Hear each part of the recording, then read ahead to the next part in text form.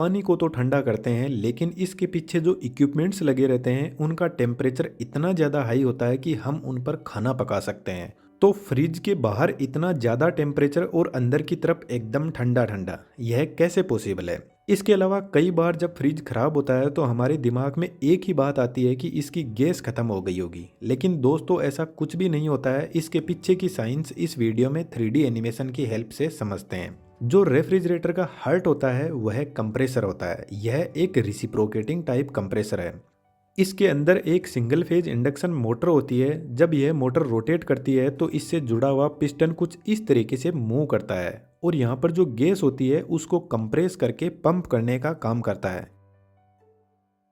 इन components की working refrigerator की body को थोड़ा सा साइड में रखकर अच्छे से समझते हैं। कंप्रेसर एकदम पैक होता है क्योंकि इसके अंदर एक गैस भरी जाती है जिसका नाम है फ्रीऑन R134a, जो आजकल कॉमनली यूज होती है। और मोटर और कंप्रेसर दोनों मिलकर इस गैस को पंप करने का काम करते हैं। जब कंप्रेसर इस गैस को कंप्रेस करता है तो इसका टेम्परेचर 90 डिग्री सेंटीग्रेड तक इंक्रीज कर देता है और प्रेशर 8 बार तक बढ़ा देता है, और इस गैस को हम रेफ्रिजरेंट भी बोलते हैं। अब यह टेम्परेचर और प्रेशर बहुत ज़्यादा है तो इसको हमें डाउन करने की ज़रूरत है। इसलिए इस हाई टेम्परेचर और प्रेशर वाले रेफ्रिजरेंट को कंडेंसर यूनिट के पास में भेजा जाता है, जो रेफ्रिजरेटर के पीछे लगी हुई कुछ ऐसी ट्यूब होती है जो हमें आसानी से दिखाई दे जाती है। और इस ट्यूब से जब हाई टेम्परेचर वाला रेफ्रिजरेंट फ्लो करता है तो बाहर के इन्वायरमेंट से हीट एक्सचेंज करने लग जाता है, क्योंकि कंडेंसर कोयल का टेम्परेचर बहुत ज़्यादा होता है और इन्वायरमेंट का टेम्परेचर बहुत कम, तो रेफ्रिजरेंट धीरे धीरे कूल होने लगता है।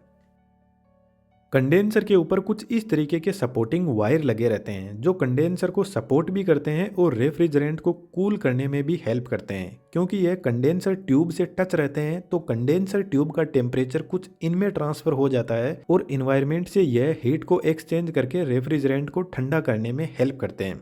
जब रेफ्रिजरेंट इतना लंबा रास्ता तय करके कंडेंसर कोयल से बाहर निकलता है तो इसका टेम्परेचर 45 डिग्री सेंटीग्रेड तक रिड्यूस हो जाता है, और जब टेम्परेचर डाउन आता है तो गैस लिक्विड में बदलने लग जाती है।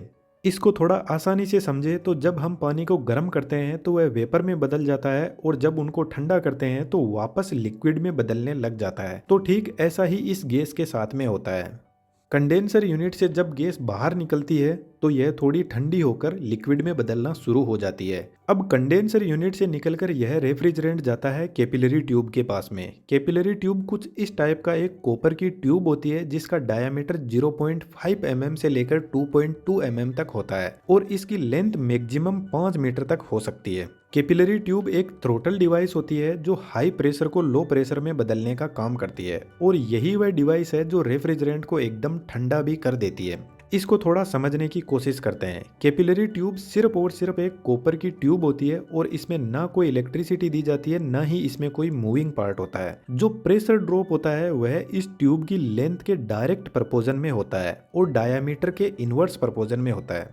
तो जैसे जैसे इस ट्यूब का डायामीटर कम होता जाएगा तो प्रेशर ड्रॉप बढ़ता जाएगा, और हम लेंथ भी इंक्रीज कर देते हैं डायामीटर के साथ में, तो प्रेशर ड्रॉप और ज़्यादा इंक्रीज हो जाएगा। अब प्रेशर ड्रॉप का आपको सिंपल मतलब समझने की ज़रूरत है। प्रेशर ड्रॉप बढ़ रहा है मतलब प्रेशर का ड्रॉप जो है वह बढ़ता जा रहा है, यानी एक्चुअल में प्रेशर कम हो रहा है।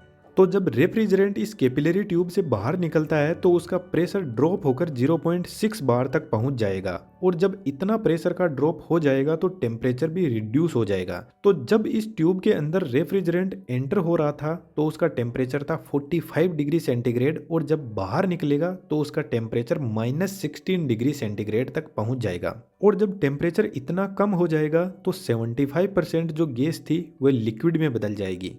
रेफ्रिजरेटर के अंदर फ्रीऑन गैस काम में लेते हैं जिसका नेचर होता है वह बहुत जल्दी ठंडी होकर लिक्विड में भी बदल जाती है और बहुत जल्दी गर्म होकर वेपर में भी बदल जाती है। इसीलिए फ्रिज के अंदर इसी गैस को काम में लेते हैं।